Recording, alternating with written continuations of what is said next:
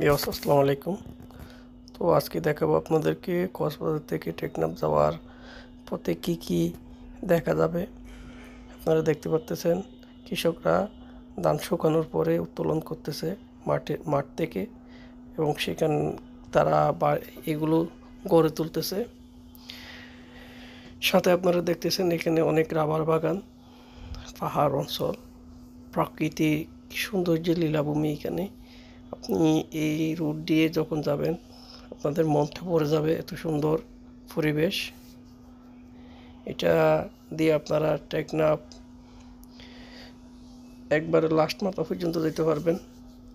এখান দিয়ে আপনারা টেকনাফের যে বাণিজ্যিক অঞ্চল মায়ানমারের সেখানেও যেতে পারবেন। তো পরিবেশটা খুবই সুন্দর। এই টেকনাফে যাওয়ার পরিবেশটা, রোডের চতুর্পাশে গাছ, সবুজ গাছ এবং পাহাড়। এখানে মাঝে মধ্যে কিছু কিছু ঘরবাড়ি দেখা যায়। খুবই সুন্দর পরিবেশ।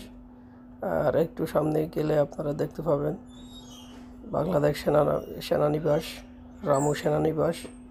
এই সেনানিবাস দেখার জন্য হাজার হাজার দর্শনার্থী প্রতিদিন যায়। অনেক সুন্দর একটা পরিবেশ। এখানে রাবার বাগান আছে সাথে, দেখতেছেন। আমি আজকে টেকনাফ যাচ্ছি একটু ঘোরার জন্য। এই যে দেখতে পাচ্ছেন এটা সেনানিবাসের গেট, মেইন গেট হচ্ছে এটা। খুবই সুন্দর পরিবেশ।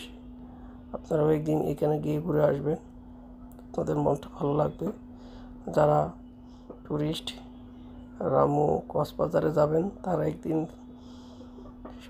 রামু সেনানিবাসের দিকে ঘুরে আসবেন, আপনাদের আসলে ভালো লাগবে। এই রূপটা হচ্ছে একটা অপরূপ সৌন্দর্য, একবারে আপনাদের মনটা ভরে যাবে এত সৌন্দর্য যারা দূর দূরান্ত থেকে আসেন। তো আপনারা দেখতে পাচ্ছেন কি সুন্দর প্রকৃতি, এবং এখানে ইটের ভাটা হয়।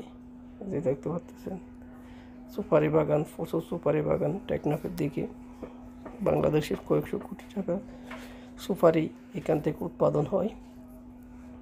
তো আমার খুব ভালো লাগছে, আপনাদের জন্য এই ভিডিওটা আমি করে আনলাম।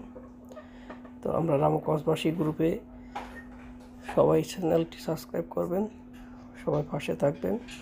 আরও সুন্দর সুন্দর ভিডিও রামু কক্সবাজারের আপনারা দেখতে পাবেন ইনশাআল্লাহ। আসসালামু আলাইকুম।